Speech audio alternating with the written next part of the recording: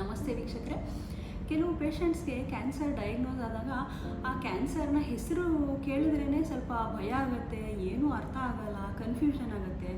ಈ ಲಿಂಫೋಮಾ ಅಂತ ಒಂದು ಕ್ಯಾನ್ಸರು, ನಾವು ಈಗ ಲಿವರ್ ಕ್ಯಾನ್ಸರು ಅಥವಾ ಲಂಗ್ಸಲ್ಲಿ ಕ್ಯಾನ್ಸರು ಅಂತಂದರೆ ಪೇಷಂಟ್ಸ್ಗೆ ಸುಲಭವಾಗಿ ಅರ್ಥ ಆಗಿಬಿಡುತ್ತೆ. ಓಕೆ, ಲಂಗ್ಸಲ್ಲಿ ಒಂದು ಗೆಡ್ಡೆ ಆಗಿದೆ, ಅದೇ ಲಂಗ್ ಕ್ಯಾನ್ಸರ್ ಅಂತ ಈಸಿಯಾಗಿ ಅರ್ಥ ಆಗುತ್ತೆ. ಆದರೆ ಈ ಲಿಂಫೋಮಾ ಏನು ಅಂದರೆ ಅದು ಎಲ್ಲಿದೆ, ಯಾವ ಅಂಗದಲ್ಲಿ ಇದು ಕ್ಯಾನ್ಸರ್ ಆಗಿದೆ ಅನ್ನೋದೇ ಪೇಷಂಟ್ಸ್ಗೆ ಅರ್ಥ ಆಗಲ್ಲ. ಸೊ ನನಗೆ ತುಂಬ ಜನ ಪೇಷಂಟ್ಸ್ ಕೇಳ್ತಾಯಿದ್ರು ಲಿಂಫೋಮಾ ಬಗ್ಗೆ ಒಂದು ವಿಡಿಯೋ ಮಾಡಿ ಅಂತ. ಸೊ ನಮ್ಮ ಕ್ಯಾನ್ಸರ್ಗೆ ಆನ್ಸರ್ನ ಈ ಸಂಚಿಕೆಯಲ್ಲಿ ನಾವು ಈ ಲಿಂಫೋಮಾ ಅಂದರೆ ಏನು, ಮತ್ತು ಅದರ ಯಾವ ಟೈಪ್ಸ್ ಇದೆ, ಮತ್ತು ಯಾವ್ಯಾವ ರೋಗ ಲಕ್ಷಣಗಳು ಕಾಣಿಸ್ಕೊಳ್ಳುತ್ತೆ ಲಿಂಫೋಮಾದಲ್ಲಿ ಅಂತ ತಿಳ್ಕೊಳ್ಳೋಣ.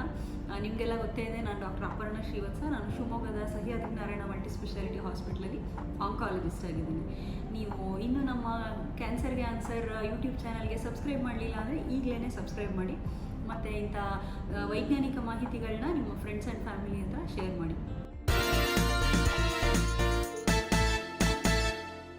ನಮಸ್ತೆ ವೀಕ್ಷಕರೇ, ನಮ್ಮ ಕ್ಯಾನ್ಸರ್ಗೆ ಆನ್ಸರ್ ಯೂಟ್ಯೂಬ್ ಚಾನಲ್ನ ಈ ಸಂಚಿಕೆಯಲ್ಲಿ ನಾವು ಈ ಲಿಂಫೋಮಾಗಳ ಬಗ್ಗೆ ಎಲ್ಲ ವಿಷಯಗಳನ್ನ ತಿಳ್ಕೊಳ್ಳೋಣ. ಈ ಲಿಂಫೋಮಾ ಅಂದರೆ ಏನು, ಮತ್ತು ಅದರಲ್ಲಿ ಯಾವ್ಯಾವ ಟೈಪ್ಸ್ ಇದೆ, ಯಾವ ರೋಗ ಲಕ್ಷಣಗಳು ನಮಗೆ ಕಾಣಿಸ್ಕೊಳ್ಳುತ್ತೆ ಲಿಂಫೋಮಾ ಉಂಟಾದಾಗ ಅಂತ ತಿಳ್ಕೊಳ್ಳೋಣ. ಈ ಲಿಂಫ್ ಗ್ರಂಥಿಗಳು ನಮ್ಮ ಎಲ್ಲ ಆರೋಗ್ಯವಂತರ ಬಾಡಿಯಲ್ಲೂ ಲಿಂಫ್ ಗ್ಲ್ಯಾಂಡ್ಸು ಇದ್ದೇ ಇರುತ್ತೆ. ಸೊ ಅದರಲ್ಲಿ ಹೇಗಂದರೆ ಈ ಲಿಂಫ್ಯಾಟಿಕ್ ಸಿಸ್ಟಮ್ ಅಂತ ಕರಿತೀವಿ. ಈಗ ಹೇಗೆ ನಮ್ಮ ಸರ್ಕ್ಯುಲೇಟರಿ ಸಿಸ್ಟಮ್, ಅದರಲ್ಲಿ ಹಾರ್ಟ್ ಇರುತ್ತೆ, ಹಾರ್ಟು ಬ್ಲಡ್ನ ಪಂಪ್ ಮಾಡುತ್ತೆ, ರಕ್ತನಾಳಗಳು ಎಲ್ಲ ಕಡೆಗೂ ರಕ್ತನ ಸಂಚಾರ ಮಾಡುತ್ತೆ, ಮತ್ತು ವೇನ್ಸಿಂದ ಆ ರಕ್ತ ಎಲ್ಲ ವಾಪಸ್ ಬರುತ್ತೆ. ಸೊ ಇದನ್ನು ನಾವು ಸರ್ಕ್ಯುಲೇಟರಿ ಸಿಸ್ಟಮ್ ಅಂತ ಹೇಳ್ತೀವಲ್ಲ, ಸೇಮ್ ಇದೇ ಥರ ಒಂದು ಲಿಂಫ್ಯಾಟಿಕ್ ಸಿಸ್ಟಮ್ ಅಂತಿರುತ್ತೆ. ಸೊ ಈ ಲಿಂಫ್ಯಾಟಿಕ್ ಸಿಸ್ಟಮ್ಮು ಏನು, ಅದರ ಸ್ಪೆಷಾಲಿಟಿ ಅಂದರೆ ಅದು ನಮ್ಮ ಬಾಡಿಯಲ್ಲಿ ಸೋಲ್ಜರ್ ಸೆಲ್ಸ್ ಥರ ಅದು ಕೆಲಸ ಮಾಡ್ತಾ ಇರುತ್ತೆ. ಸೊ ಈ ಲಿಂಫ್ ನೋಡ್ಸ್ ಅಂತ, ನಮಗೆ ಶೀತ ಎಲ್ಲ ಆದರೆ ಕತ್ತಲ್ಲಿ ಗಂಟು ಬರುತ್ತೆ, ಕೆಲವು ಸತಿ ಡ್ಯಾಂಡ್ರಫ್ ಇದ್ದರೆ ಕತ್ತಲ್ಲೆಲ್ಲ ಗಂಟಿರುತ್ತಲ್ಲ, ಸೊ ಅದನ್ನು ನಾವು ಲಿಂಫ್ ನೋಡ್ಸ್ ಅಂತ ಕರಿತೀವಿ. ಸೊ ಅದು ಯಾವುದಾದ್ರೂ ಇನ್ಫೆಕ್ಷನ್ ಆದಾಗ, ಅಲರ್ಜಿ ಆದಾಗ ಈ ಲಿಂಫ್ ಗ್ಲ್ಯಾಂಡ್ಸು ಎನ್ಲಾರ್ಜ್ ಆಗುತ್ತೆ. ಈಗ ಟಾನ್ಸಿಲ್ ಇನ್ಫೆಕ್ಷನ್ ಆದಾಗ ಕತ್ತಲ್ಲಿ ಗಂಟು ಬರುತ್ತಲ್ವ, ಅದು ನಾರ್ಮಲ್ಲಾಗಿ ನಾವು ಲಿಂಫ್ ನೋಡ್ಸ್ನ ನೋಡ್ತಾ ಇರ್ತೀವಿ. ನಾರ್ಮಲಿ ಅದು ಎನ್ಲಾರ್ಜ್ ಆಗಿರಲ್ಲ, ಬಟ್ ಅದು ಬಾಡಿ ಒಳಗೆ ಇರುತ್ತೆ. ಸೊ ಆ ಲಿಂಫ್ ನೋಡ್ಸು ಪ್ರತಿಯೊಂದು ಆಯಾಯ ಆರ್ಗನ್ ಹತ್ರನೂ ಲಿಂಫ್ ನೋಡ್ಸ್ ಇರುತ್ತೆ. ಮತ್ತು ಲಿಂಫ್ ನೋಡ್ಸ್ನ ಮತ್ತೆ ಇನ್ನೊಂದು ಲಿಂಫ್ ನೋಡ್ಗೆ ಕನೆಕ್ಟ್ ಮಾಡೋಕ್ಕೆ ಲಿಂಫ್ಯಾಟಿಕ್ಸ್ ಅಂತ ಈ ರಕ್ತನಾಳಗಳಿರೋ ಥರ ಲಿಂಫ್ ನಾಳಗಳು ಇರುತ್ತೆ. ಮತ್ತು ಈ ಎಲ್ಲೇ ಬಾಡಿಲಿ ಇನ್ಫೆಕ್ಷನ್ ಆಗಲಿ, ಅಲರ್ಜಿ ಆಗಲಿ, ಈ ಲಿಂಫ್ ನೋಡ್ಸಿಂದ ಕೆಲವು ಲಿಂಫೋಸೈಟ್ಸ್ ಅಂತ ಅಂದರೆ ಬಿಳಿ ರಕ್ತ ಕಣಗಳು ಆ ಲಿಂಫ್ ನೋಡ್ಸಿಗೆ ಹೋಗಿ ಅಲ್ಲಿ ಇನ್ಫೆಕ್ಷನ್ನ ಟ್ರೀಟ್ ಮಾಡೋಕ್ಕೆ, ಆ ಇನ್ಫೆಕ್ಷನ್ನ ಹೋರಾಟ ಮಾಡೋಕ್ಕೆ ಈ ಲಿಂಫ್ ನೋಡ್ಸು ಹೆಲ್ಪ್ ಮಾಡ್ತಾ ಇರುತ್ತೆ. ಈ ಎಲ್ಲ ಲಿಂಫ್ ನೋಡ್ಸಿಂದ ಅದರ ಲಿಂಫ್ ಅಂತ ಒಂದು ವೈಟ್ ಬ್ಲಡ್ ಇರುತ್ತೆ, ಅದನ್ನೆಲ್ಲ ತೊಗೊಂಡು ಮತ್ತೆ ಅದು ಸರ್ಕ್ಯುಲೇಟರಿ ಸಿಸ್ಟಮ್ ಬ್ಲಡ್ಗೇನೆ ಅದು ತಲುಪಿಸ್ತಾ ಇರುತ್ತೆ. ಸೊ ಇದು ನಮ್ಮ ಲಿಂಫ್ಯಾಟಿಕ್ ಸಿಸ್ಟಮು. ಇದರಲ್ಲಿ ಟಾನ್ಸಿಲ್ಲು ಸಹ ಲಿಂಫ್ಯಾಟಿಕ್ ಸಿಸ್ಟಮಲ್ಲಿ ಬರುತ್ತೆ. ಈ ಸ್ಪ್ಲೀನು, ಲಿವರು, ಮತ್ತು ನಮ್ಮ ಬೋನ್ ಮ್ಯಾರೋ ಅಂದರೆ ನಮ್ಮ ಅಸ್ಥಿ ಮಜ್ಜೆ ಇರುತ್ತಲ್ಲ, ಈ ಬೆನ್ನು ಮೂಳೆಯಲ್ಲಿ ಒಳಗಡೆ ಒಂದು ಜ್ಯೂಸ್ ಥರ ಇರುತ್ತಲ್ಲ, ಅಸ್ಥಿ ಮಜ್ಜೆ ಅಂತ, ಬೋನ್ ಮ್ಯಾರೋ. ಸೊ ಈ ಬೋನ್ ಮ್ಯಾರೋ ಸಹ ಈ ಲಿಂಫ್ಯಾಟಿಕ್ ಸಿಸ್ಟಮ್ನ ಒಂದು ಪಾರ್ಟ್ ಆಗಿರುತ್ತೆ. ಲಿಂಫ್ಯಾಟಿಕ್ ಸಿಸ್ಟಮ್ದು ಏನು ಸ್ಪೆಷಾಲಿಟಿ ಅಂದರೆ, ನಮಗೆ ಸಪೋಸ್ ಇವತ್ತೊಂದು ಇನ್ಫೆಕ್ಷನ್, ಇವತ್ತೊಂದು ವೈರಸ್ಸು, ಸಪೋಸ್ ಕೋವಿಡ್ ಇನ್ಫೆಕ್ಷನ್ ಆಯ್ತು ಇವತ್ತು. ಸೊ ಅದು ಕೋವಿಡ್ಗೆ ಕರೆಕ್ಟಾಗಿ ಫೈಟ್ ಮಾಡೋಕ್ಕೆ ಬೇಕಾದಂಥ ಆ್ಯಂಟಿಬಾಡೀಸ್ ಅಂತ ಪ್ರೊಡ್ಯೂಸ್ ಮಾಡ್ತಾ ಇರುತ್ತೆ ನಮ್ಮ ಬಾಡಿ ನಾರ್ಮಲಾಗಿ. ಸೊ ಅದು ಪ್ರತಿಯೊಂದು ಇನ್ಫೆಕ್ಷನ್ಗೂ ಅದಕ್ಕೆ ತಕ್ಕನಾದಂಥ ಆ್ಯಂಟಿಬಾಡಿನ ಫಾರ್ಮೇಷನ್ ಮಾಡಬೇಕು. ಸೊ ಈ ಥರ ಅದು ದಿನಕ್ಕೆ ನಮ್ಗೆ ಎಷ್ಟೆಷ್ಟೊಂದು ಇನ್ಫೆಕ್ಷನ್ ಆಗ್ತಾ ಇರುತ್ತೆ, ಅದು ಪ್ರತಿನಿತ್ಯ ಹೊಸದು ಆ್ಯಂಟಿಬಾಡೀಸ್ನೆಲ್ಲ ಪ್ರೊಡ್ಯೂಸ್ ಮಾಡ್ತಾ ಇರುತ್ತೆ. ಸೊ ಈ ಥರ ಆ್ಯಂಟಿಬಾಡಿ ಪ್ರೊಡಕ್ಷನ್ಗೆ ಅನೇಕ ಜೀನಲ್ಲಿ ಚೇಂಜಸ್ ಆಗ್ತಾ ಇರುತ್ತೆ ಈ ಲಿಂಫ್ ಗ್ರಂಥಿಗಳಲ್ಲಿ. ಸೊ ಈ ಥರ ಮ್ಯೂಟೇಷನ್ಸ್ ಅಂತ ಹೇಳ್ತೀವಿ ನಾವು, ಜೀನ್ಸಲ್ಲಿ ಚೇಂಜಸ್ ಆಗ್ತಾ ಇರುತ್ತೆ. ಸೊ ಈ ಮ್ಯೂಟೇಷನ್ಸು ತುಂಬ ಆಗ್ತಾ ಇರುತ್ತೆ ಲಿಂಫ್ ನೋಡ್ಸಲ್ಲಿ. ಸೊ ಇಂಥ ಮ್ಯೂಟೇಷನ್ಸಿಂದ ಏನಾಗುತ್ತೆ, ಲಿಂಫ್ ಗ್ರಂಥಿಗಳಲ್ಲಿ ಕ್ಯಾನ್ಸರ್ ಉಂಟಾಗುತ್ತೆ. ಅದನ್ನೇ ನಾವು ಲಿಂಫೋಮಾ ಅಂತ ಕರಿತೀವಿ. ಸೊ ನಮ್ಮ ನಾರ್ಮಲ್ ಲಿಂಫ್ ಸಿಸ್ಟಮ್ ಏನಿದೆ ಅದರಲ್ಲಿ ಲಿಂಫ್ ನೋಡ್ಸಲ್ಲಿ ಕ್ಯಾನ್ಸರ್ ಆಗೋದಕ್ಕೆ ನಾವು ಲಿಂಫೋಮಾ ಅಂತ ಕರಿತೀವಿ.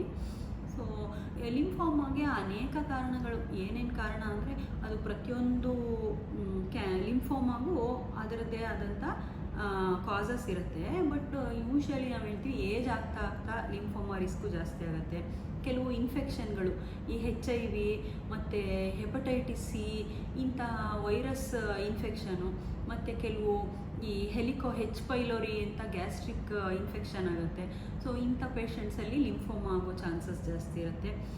ಮತ್ತು ಇಮ್ಯುನೋ ಡೆಫಿಷಿಯನ್ಸಿ ಅಂದರೆ HIV ಅಲ್ಲದಲ್ಲೇ ಬೇರೆ ಬಾಡಿ ಇಮ್ಯುನಿಟಿ ಕಮ್ಮಿ ಇರೋವಂಥ ಕಂಡೀಷನ್ಗಳಲ್ಲಿ ಲಿಂಫೋಮಾಗಳು ಉಂಟಾಗತ್ತೆ. ಮತ್ತು ಕೆಲವು ವೈರಲ್ ಇನ್ಫೆಕ್ಷನ್ಸು, ಈ ಎಪ್ಸ್ಟೀನ್ ಬಾರ್ ವೈರಸ್ ಅಂತ ಕೆಲವು ವೈರಸ್ ಇನ್ಫೆಕ್ಷನ್ ಆಗಿರೋವಂಥ ಪೇಷಂಟ್ಸಲ್ಲಿ ಲಿಂಫೋಮಾ ಆಗೋ ಚಾನ್ಸಸ್ಸು ಸಹ ಜಾಸ್ತಿ ಇರುತ್ತೆ. ಮತ್ತು ಅನೇಕ ಪೇಷಂಟ್ಸ್ಗೆ ಯಾಕೆ ಬಂತು ಅಂತಲೇ ಗೊತ್ತಾಗಲ್ಲ, ಏನು ಕಾರಣಕ್ಕೆ ಬಂತು ಅಂತಲೇ ನಮ್ಗೆ ಅರ್ಥ ಆಗೋದಿಲ್ಲ. ಸೊ ಮೋಸ್ಟ್ಲಿ ನಿಮ್ಗೆ ಇವಾಗ ಲಿಂಫೋಮಾ ಏನು ಅಂತ ಅರ್ಥ ಆಗಿರ್ಬೋದು ಅಂತ ಅಂದ್ಕೊಳ್ತೀನಿ. ಸೊ ಈ ಲಿಂಫೋಮಾದ ರೋಗ ಲಕ್ಷಣಗಳೇನೇನು ಅಂತ ತಿಳ್ಕೊಳ್ಳೋಣ. ಸೊ ಯೂಶಲಿ ಲಿಂಫೋಮಾದಲ್ಲಿ ಗೆಡ್ಡೆ ಕಾಣಿಸ್ಕೊಳ್ಳುತ್ತೆ. ಈ ಲಿಂಫ್ ನೋಡ್ಸ್ ಅಂತ ಹೇಳಿದ್ನಲ್ಲ, ಅದು ಕತ್ತಲ್ಲಿರುವಂಥ ಲಿಂಫ್ ನೋಡ್ಸು ನಾರ್ಮಲಿ ಅದು ಮುಟ್ಟಿದ್ರೆ ಸಿಕ್ಕೋದಿಲ್ಲ. ಬಟ್ ಅದು ಎನ್ಲಾರ್ಜ್ ಆದಾಗ ಅದು ಕತ್ತಲ್ಲಿ ಗಂಟಿನ ರೂಪದಲ್ಲಿ ಕಾಣಿಸ್ಕೊಳ್ಬೋದು. ಸೊ ಇದು ದೇಹದ ಯಾವ ಜಾಗದಲ್ಲಿ ಬೇಕಿದ್ರೂ ಕಾಣಿಸ್ಕೋಬೋದು.